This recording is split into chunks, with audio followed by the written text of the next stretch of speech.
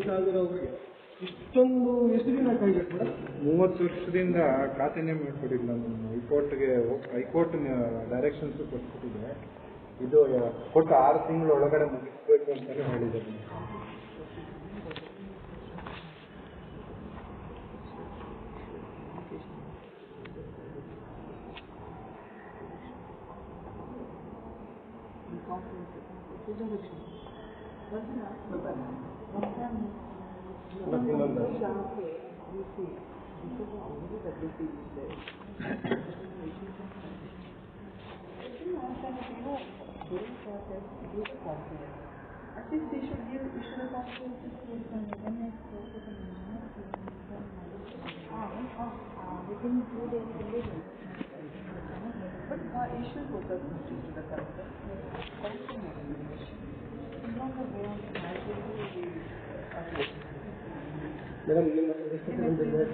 Madam ನೋಡಿ ಕೊಟ್ಟು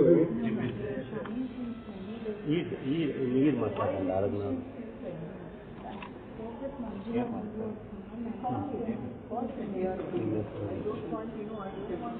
ಮಂತ್ರಲ್ಲ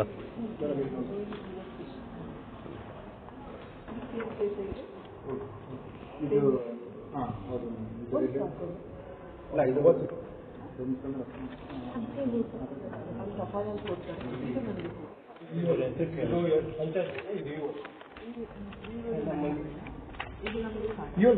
EO ಮೇಲೆ ನಿಮ್ಗೆ ಕೊಟ್ಟಿರೋದು. ಇಷ್ಟು ದಿನ ಯಾಕೆ ಇಒ ಮಾಡಲಿಲ್ಲ ಅನ್ನೋ ಕ್ವಶನ್ ನಿಮ್ಗೆ ಕೊಟ್ಟಿರೋದು. ಅದು ವಿಡಿಒ ಬಂದು ಇವರು ಡೈರೆಕ್ಷನ್ಸ್ ಕೊಟ್ಟಿದ್ದಾಗ ತಕರಾರು ಅರ್ಜಿ ಕೊಡ್ತಾರೆ ಮೇಡಮ್. ಇವ್ರಿಗೆ ಹಿಡಿಯಲ್ಲ, ತಪ್ಪು ಮಾಹಿತಿ ನೀಡ್ತಾರೆ ಮೇಡಮ್. ಪಂಚಾಯತಿ ರೀತಿಯಲ್ಲಿ ಪಂಚಾಯತಿಗಳು ಇದೆಯಾ ಮೇಡಮ್? ಆನೇಕಲ್ ತಾಲೂಕಲ್ಲಿ ನನಗಷ್ಟು ಕಲ್ಪಿಲ್ಲ. ನಾವು ಈಗ ಕೂರೋದು, ನಾವು ಬಂದಿರೋದು ಇನ್ನೂ ಬರ್ತಾ ಇರೋದು. ನಾವು ಕೂರೋದು ಇವತ್ತಿನ ದಿನ ಧರಣಿ ಆಗಬೇಕು, ಲೈವಲ್ಲಿ ಜನ ನೋಡ್ಬೇಕಾಗ್ತದೆ.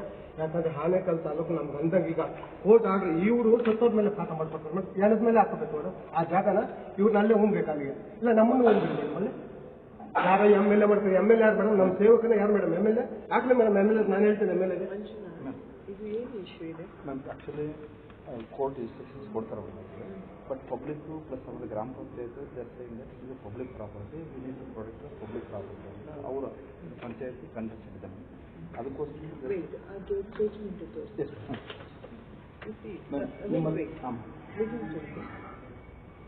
now there is a clear direction to the executive officer to pass an appropriate order. Yes.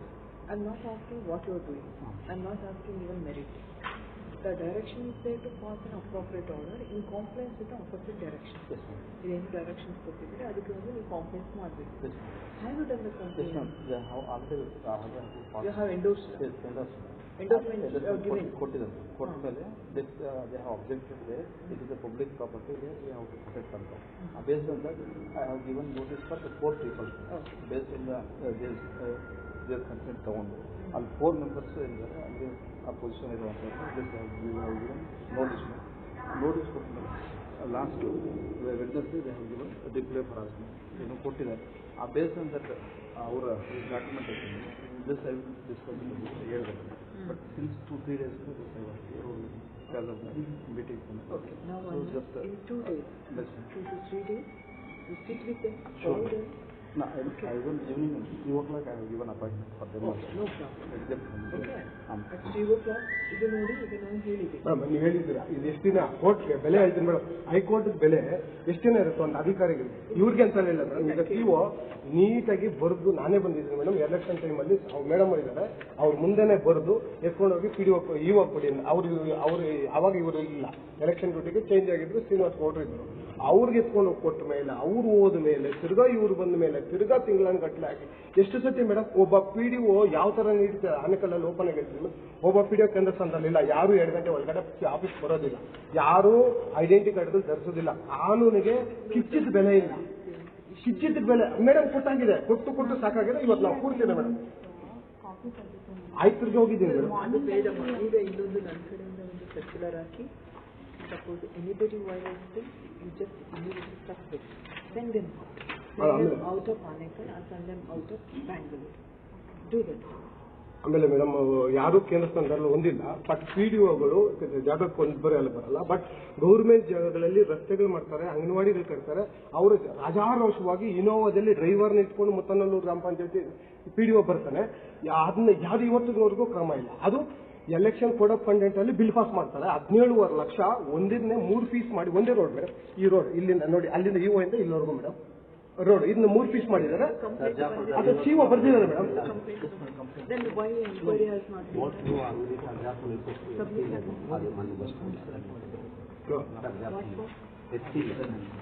No, we are who is the disciplinary authority for the PDO?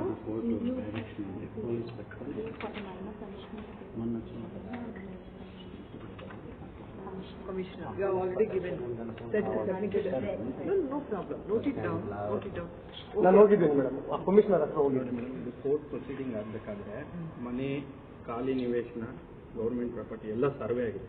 Through ADLR ಬಂದು ಗೌರ್ಮೆಂಟ್ ಕೋರ್ಟ್ ಮುಖಾಂತರನೇ ಸರ್ವೆ ಆಗಿದೆ. ನಮಗೆ sketch ಮಾಡಿಕೊಟ್ಟಿದ್ದಾರೆ ADLR. ಈಗ ಮೊನ್ನೆ ಸರ್ವೆಗೆ ಬಂದಾಗ PDO ಅವರು ತಕರಾರು ಅರ್ಜಿ ಏನು ಕೊಟ್ಟರು ಮೇಡಮ್, ಡಿಸ್ಪ್ಯೂಟ್ ಲ್ಯಾಂಡ್ ಸರ್ವೆ ಮಾಡಕ್ಕೆ ಬಂದಿದ್ದಾರೆ. ಅವ್ರ ಮೇಲೆ ಏನು ಕ್ರಮ? ಕೋರ್ಟ್ ಆರ್ಡರ್ ಕೊಟ್ಟಿರೋದನ್ನ ಮನೆ UO ಅವರು ಫಾಲೋ ಮಾಡ್ತಾ ಇದ್ದಾರೆ. ತಕರಾರು ಅರ್ಜಿ ಏನು ಕೊಟ್ಟರು ಮೇಡಮ್ PDO ಅವರು. ಅವ್ರು ಸರ್ವೆ ಮಾಡಕ್ ಬಂದವ್ರಿಗೆ ತಕರಾರು ಅರ್ಜಿ ಕೊಟ್ಟು ಖಾಲಿ ನಿವೇಶನ ಮಾಡಬೇಡಿ, ಮನೇನ್ ಮಾತ್ರ ಮಾಡಿ. ಹೈಕೋರ್ಟ್ ನಿರ್ದೇಶನ ಏನ್ ಹೇಳಿದೆ ಅಂದ್ರೆ ಮನೇದೇನು ತೊಂದರೆ ಇಲ್ಲ, ನೀವು ಮನೆದಕ್ಕೆ ಹೋಗ್ಬೇಡಿ, ಬರೀ ಖಾಲಿ ನಿವೇಶನ ಮಾಡಿ ಅಂದ್ರೆ ಇದಕ್ಕೇನೆ ತಕರಾರು ಅರ್ಜಿ ಕೊಟ್ಟಿದ್ದಾರೆ. ಮೇಡಮ್ ಲೀಗಲ್ ಆಗಿ ಕಾನೂನಲ್ಲಿ ಏನಿದೆಯೋ ಕಾನೂನು ಪುಸ್ತಕ ಬದನೆಕಾಯಿ ಆಗಿದೆ. ಒಂದು ಇದೇನು ಹೇಳ್ತಾರೆ, ಉಗುಟು ಮಾಡ್ತಾರೆ ಮೇಡಮ್, ತಪ್ಪು ತಿಳ್ಕೊಂಬಿಡಿ. ಆ ತರ ಆಗೋಗಿದೆ. ನಮ್ಮ ಆನೇಕಲ್ ಮಾತ್ರ ಒಂಥರ ಪಂಚಾಯಿತಿಗಳಲ್ಲ, ಅದು ಅಕ್ರಮ ಗೂಡುಗಳಾಗಿದ್ದಾವೆ. ಎಲ್ಲ PDOಗಳಿಗೆ ಒಂದು ರಿವ್ಯೂ ಮಾಡಿ this complaint I don't want to ಯಾರು ತಗೊಳ್ಬೇಕು ಮೇಡಮ್, ಇದು ಸೇಮ್ ಅದೇ ಪ್ರಾಬ್ಲಮ್. 1 ವರ್ಷ ಆಗಿದೆ ಹೊಸ ಬರಗನಲ್ಲಿ ಪಂಚಾಯತಿ. ಇಲ್ಲ, ಒಂದು ಕೆಲಸ ಮಾಡಿ. ಸಪೋಸ್ ನೋಡಿ, property both the sides argument. You don't take stand in favor of anyone. In the interest of the panchayat, in the interest of the government property. Even suppose anything goes wrong, let them go to approach court, let them give consent order. But be safe. Yes, and protect the interest of the government. Madam ಇನ್ನೊಂದು ಹೇಳ್ತೀನಿ madam, government ಜಾಗಗಳಲ್ಲಿ ಗುಂಡುತೋಪುಗಳಲ್ಲಿ ಒಂದು ನಿಮಿಷ ಗುಂಡುತೋಪುಗಳಲ್ಲಿ madam ಬೃಹತ್ ದೊಡ್ಡ ಬೋರ್ಡ್ಗಳು ಹಾಕಿದ್ದಾರೆ, ಬಾಡಿಗೆ ಬೋರ್ಡ್ಗಳು. ಅದನ್ನ ಇವ್ರು 80,000ಕ್ಕೆ 40,000ಕ್ಕೆ ಗುಂಡುತೋಪುಗಳಲ್ಲಿ ಕೊಡೋದಕ್ಕೆ ನಿಮ್ಗೆ ಅಧಿಕಾರ ಇದೆಯಾ? ಅದನ್ನ ಎಷ್ಟು ದಿನ ಆಯ್ತು ಅರ್ಜಿಗಳು ಕೊಟ್ಟು, ಯಾಕೆ ತೆರವುಗೊಳಿಸ್ತಾ ಇಲ್ಲ? ಹಂಗಾದ್ರೆ ನಮಗೂ ಪಂಚಾಯಿತಿಗಳಲ್ಲಿ ನಾವು ಎಲ್ಲರೂ ಬಡವರೇ ಮೇಡಮ್, ನಾವು ಯಾರು ಶ್ರೀಮಂತರಲ್ಲ. ನಾವು ಸಮಾಜ ಸರಿ ಹೋಗ್ಲಿ ಅಂತ 24 ಗಂಟೆನೂ KRS ಪಕ್ಷ ರವಿಕೃಷ್ಣ ರೆಡ್ಡಿ ಅವ್ರ ಜೊತೆ ನಾವು ನೋಡಿದ್ರೆ ನಿಮ್ಗೆ ಗೊತ್ತಾಗುತ್ತೆ. ನಾವು ಯಾವುದೇ ಆಮೇಶಕ್ಕೂ ಇನ್ನೊಂದಕ್ಕೆ ಒಡ್ಡದೆ ಕೆಲಸ ಮಾಡೋರಂದ್ರೆ ನಾವೇ ಸೈನಿಕರು ಅನ್ಕೊಂಡು ನಾವು ಇಟ್ಕೊಂಡಿದ್ದೀವಿ. ಇಲ್ಲಿ ಯಾವ ತರ ಭ್ರಷ್ಟಾಚಾರ ಅಂದ್ರೆ, ಅಲ್ಲಿ ಯಮರೆ ಗ್ರಾಮ ಪಂಚಾಯತಿಯಲ್ಲಿ 3 ದೊಡ್ಡ ಬೋರ್ಡು 1,40,000 ವರ್ಷಕ್ಕೆ 70,000 3 ಬೋರ್ಡ್ ಕೊಟ್ಟಿದ್ದಾರೆ. ಅವ್ರನ್ನ ಕಾಲೊಂದು ಇಟ್ಕೊಂಡು ಮೇಡಮ್ ಎಲ್ಲ ಕೇಳಿ ಲೈವ್ ಮಾಡಿ ಉಗ್ದು ಎಲ್ಲಾರ್ಗು ಮೇಡಮ್ ಮಿನಿಸ್ಟ್ರಿ ಸಮೇತ ಬೈದಿದ್ದೀನಿ ಮೇಡಮ್ ಲೈವ್ ಅಲ್ಲಿ, ಫೇಸ್ಬುಕ್ ಲೈವ್ ಅಲ್ಲಿ. ಇವತ್ತಿಗೆ ಕ್ರಮ ಆಗಿಲ್ಲ. ಗುಂಡುತೋಪಲ್ಲಿ ಹಾಕೋದಕ್ಕೆ ನಿಮಗೆ ಏನಿದೆ ಅಧಿಕಾರ? ನನಗಂತೂ ಗೊತ್ತಿಲ್ಲ. ಅದಕ್ಕೆ ಕೊಡೋದಕ್ಕೆ ನಿಮ್ಗೆ ಪರ್ಮಿಷನ್ ಕೊಡೋದಕ್ಕೆ ಅಧಿಕಾರನೇ ಇಲ್ಲ.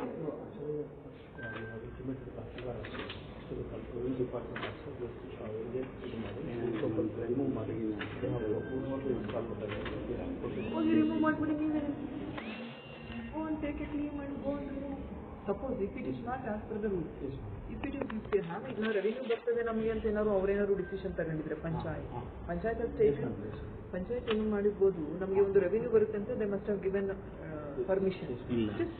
ಅಲ್ಲ ಅದು ಏನಿರ್ತದೆ ಈಗ, ಅದು ಗೌರ್ಮೆಂಟ್ ಹಣ ಇರ್ತದೆ ಅಥವಾ ಗೌರ್ಮೆಂಟ್ ಜಮೀನು ಇರ್ತದೆ. ಒಂದು ನಾನು ಅಡ್ವರ್ಟೈಸ್ಮೆಂಟ್ ಮಾಡೋದ್ರಿಂದ ನನಗೆ ಒಂದು ತಿಂಗಳಿಗೆ ಇಷ್ಟು ದುಡ್ಡು ಬರ್ತದೆ, ವರ್ಷಕ್ಕೆ ಇಷ್ಟು ಬರ್ತದೆ ಅಂದ್ರೆ it's revenue to the company. ಗುಂಡುತೋಪು ಅಂದ್ರೆ ಗುಂಡುತೋಪು ಅಂದ್ರೆ ಹೆಣ ಉಣ್ಬೋದು, ಮರಗಳು ಬೆಳೆಸ್ಬೋದು, ಸ್ಕೂಲ್ ಕಟ್ಟಡ ಮತ್ತೆ ಯಾವ್ದು ನಿಮ್ಮ ಪಂಚಾಯತಿ ಕಟ್ಟಡ ಕಟ್ಟೋದಕ್ಕೆ ಸರ್ಕಾರದಲ್ಲೇ ಯಾವ್ದು ನಿಮ್ಮದ್ರಲ್ಲೇ ಕೊಟ್ಬಿಟ್ಟಿದ್ದಾರೆ. ಇವೆರಡಕ್ಕೆ ಬಿಟ್ಟು ಇನ್ಯಾವುದಕ್ಕೂ ಯೂಸ್ ಮಾಡಬಾರ್ದು. ಗುಂಡುತೋಪು ಗಾಳಿ ವಾತಾವರಣಕ್ಕೆ ಆ ಕಾಲದಲ್ಲಿ ಬಿಟ್ಟಿರೋದು, ಮರಗಳು ಬೆಳೆಸ್ಬೇಕು, ಆ ಮರಗಳು ಬರೋದು ಆ ಊರಿಗೆ ಬರೋದಕ್ಕೆ. ಅದನ್ನ ಬಿಟ್ಟು ಹೆಂಗ್ ಮಾಡ್ತಾ ಇದಾರೆ? ಸುಮಾರು ದಿನ ಆಗಿದೆ ನೋಡಿ ಏನು ವಿಚಾರ ಇರ್ತಾ 1 ವರ್ಷ ಆಗಿದೆ ಪಂಚಾಯತಿ ಕಟ್ಟಿ ಮತ್ತೆ ಹೊಸ